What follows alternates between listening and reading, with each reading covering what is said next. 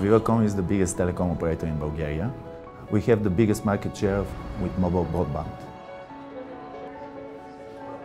We are very focused to the end customer, and we are transforming our company toward the digital company. We want to improve day by day and to deliver much better and much faster services. The current infrastructure before delivers services but not fast and not qualitative enough. During the time we have run out of capacity, so we have two main challenges. So first capacity and second performance. When we started the project, we knew very well what we want. And we made it clear to Huawei, it was in the RFP and in the tender, and Huawei achieved it.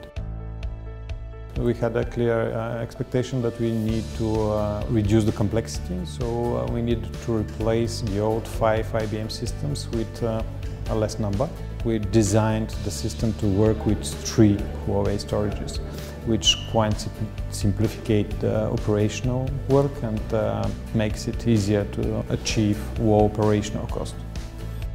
Since we started the project, during the migration and in the operational part of the systems, we had no downtime and 0 data loss. So I would say that the system performs very, very stable.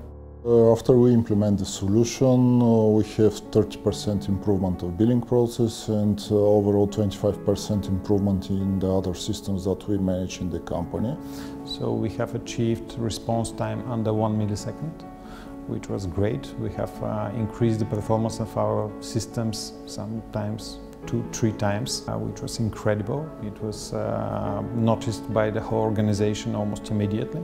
Our night operations were cut in half, and our daily operations where our real clients and users had access to the systems, not a significant improvement in the speed of the systems.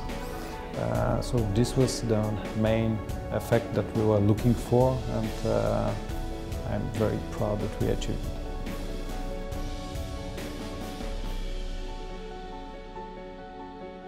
Huawei is our #1 partner in the technical area. So we are partnering with Huawei in access, both fixed and mobile.